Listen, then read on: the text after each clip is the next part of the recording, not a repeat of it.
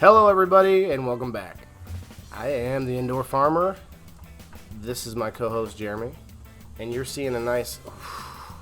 That's a video I took today outside. Look at it. And this is a video I took inside. The Indoor Farmer. You saw the flowers? Come on, isn't that exciting? It was exciting. But you pointed out a couple good things. That the flowers don't have the thingies. What do you call them? There's no pistils. There's no stamens going at all inside. It's just empty in there. No Rebecca Romaine Stamos inside the middle there. And at some point, I'm gonna have to find out how to pollinate. I think if I use a Q-tip, I thought about this today. I want to like rough up the end, kind of like pull the fibers out a little bit, not just a nice Q-tip I just pulled out of the box, but I want to like fluff it out more, I guess, to really pull the pollen out, and then I think that'll make it easier to use. Because other people have said, oh, you have to get a vibrating toothbrush. Like, I don't know. I don't know if I have to do all that, but anyway, this is exciting to me. It's also scary because this thing is going to be out of control very soon. It's going to be vining all over my basement. Yeah, I think that's going on with the flowers here. It's just a young plant. She's not really big yet, so you know, she started developing little flowers, but just not big enough. They're not ready to actually like bear the vegetable on them right now. So she's getting up there. Oh yeah, but as she grows bigger, maybe I'll be able to make it like dwarf its size. Because sometimes when you keep something pruned over a long period of time, it gets used to that. And then it starts to maybe produce smaller cucumbers, or I don't know, because it's working with the space that it has. I've seen it happen. I have a friend of mine who grows cucumbers on his fence, and they were like growing in between the fence, and they would be the size that would fit in through the fence. Yeah, looks pretty funny with all these, but that means those are all going to go in different directions, and it's going to be nuts. This is mint, and I just grew it again because I know it goes crazy with the roots. So I kept it away from the main system because in aquaponics it like just clogs up everything. Yeah. And then this is my weed. I'm hoping it's a tree. I think that'd be cool if it's a tree. I'm not sure, but it re-rooted after I ripped it out of its little plug. He did have a good idea. He told me about this. This is a potato stem. You can't see it. It's there. But Jeremy was telling me if you put something behind it, it makes it pop. That's just movies 101. Yeah, you definitely need a color contrast when everything's going to be brown like that. So I didn't think it'd be brown. I did this once before, and they turned green pretty fast. Maybe I just missed this stage. There's only one in each container already doing this, so the other ones are a little bit behind, but it's all right. I don't know. I've never grown potatoes. The only root vegetable I've really grown is carrots.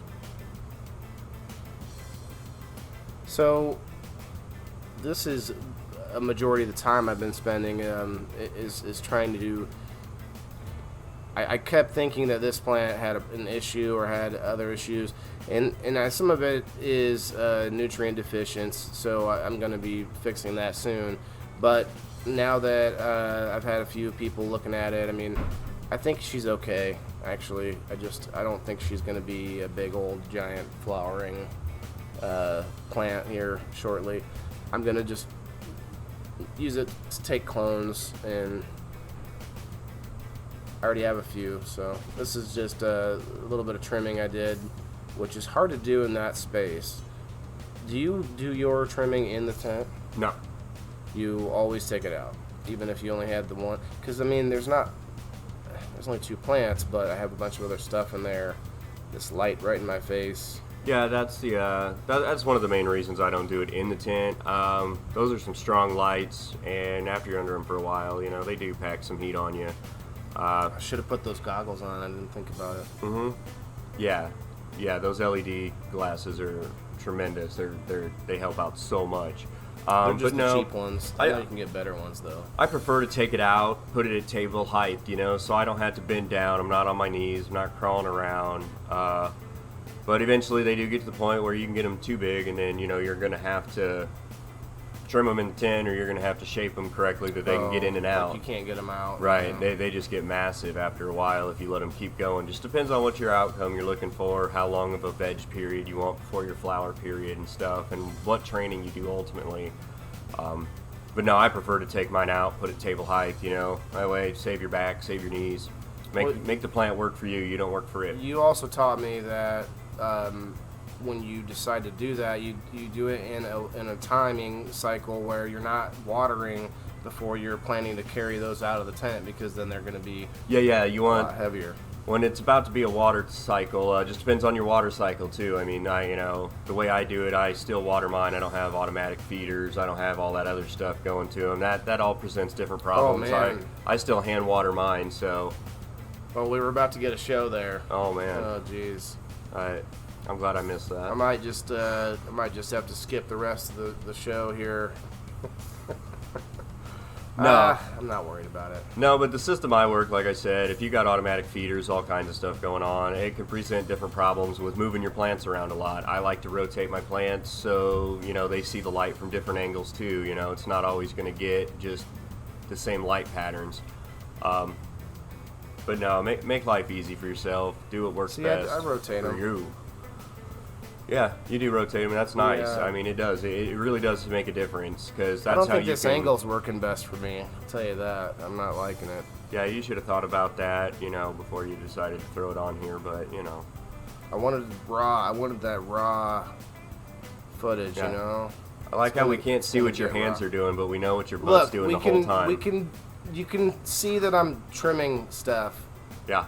All right. When plumbers start to garden, here we go. Look, it's and one. We'll just skip past. There we go. Thank you. I mean, it's a messy business, This is the first little clipping that you just saw me taking those clippings, and I plugged it in a thing, and it just started rooting. I mean, it's not always that easy. But it's believed to be rooting. We can't see roots. Okay, touche. But the plant may not be showing signs that it's not still healthy. Look, and 2 weeks, and still maturing. It's looking okay. Oh, hey. Yeah. So this is some interesting little yummies that we got at this little nutrient launch event that I went to on Saturday for the Abacus Organics nutrient line, I should say. But this was Bo made these. My shout out to Bo for the edibles. They were very medicinal, we'll say, and they were tasty. Actually, they didn't taste like strong. Wasn't just gross. This was this like sugar stuff that this other guy had, and you just eat it. It's like cinnamon flavored, and it was infused, medicinally infused. And here are your medicinal apparatuses for the intake of said medicines. This guy does a decent job. These are like skeleton keys that he makes. I'm not sure why the obsession, but he does the glass blowing.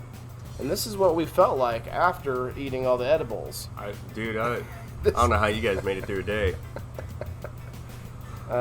Yeah, so that's that. Hey, that's it. That episode for just a quick little random reminder for a few things. But actually, let's look up. Maybe we should look up something else while we're talking here. Let me see if I can find.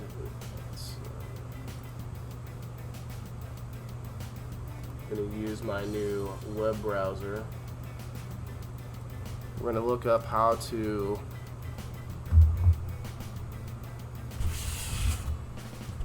pollinate.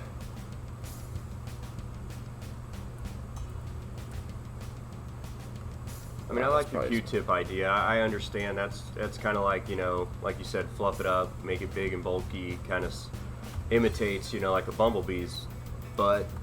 And I think that is a good idea to do that. Just click the top one. That's how you research, right? Mm-hmm. Okay, now it's just going to tell me how bees do it. I want to see... Oh. They're I didn't know this. self-pollinating. I didn't know this. Problem solved, buddy. Cucumbers are self-pollinating. Problem solved. But that doesn't mean they pollinate themselves. Wait. You gotta, always got to keep reading. That's funny. That doesn't make a lot of sense, but it does mean that a single plant produces both male and female flowers. Okay. Pollen from the male flowers can be used to pollinate the female flowers. That works out because I have 4 plants in close proximity. I might be able to just like bend the vine over and shake it over the other flower. I mean, I don't know. That just seems like a lot. Or I might break it doing that. Well, too. it depends on what flower. I mean, you're going to have to identify this is a male, this is a female, and then you're going to have to make those two meet. And I wouldn't do it. I just don't think you should have to bend your stems like that. That just runs the risk of damage. And then if you damage it, you know, it's going to concentrate more on healing itself than producing the cucumbers for you. It says, so there's no need to worry about keeping track of which flowers are from what plant. Right. I mean, it's just saying, so if you have one cucumber plant, it can pollinate itself. You don't have to run 2 different plants itself, or 2 different plants and then pollinate across each other. The same plant can do it to itself. Look, they just use a paintbrush. Yeah, that's a good idea. That's a good idea. That's a really good idea. I don't have a paintbrush, so maybe I could spend the $1.50 on paintbrush. Okay, that's that. Your kid probably has one upstairs, man. Maybe. I'm not sure. But yeah, that's a good idea there. So anyway, you learn something every day. Hey guys, that's it for this episode, and until next time, I don't know. I don't know what we'll do next time. We'll figure it out. Thanks for watching.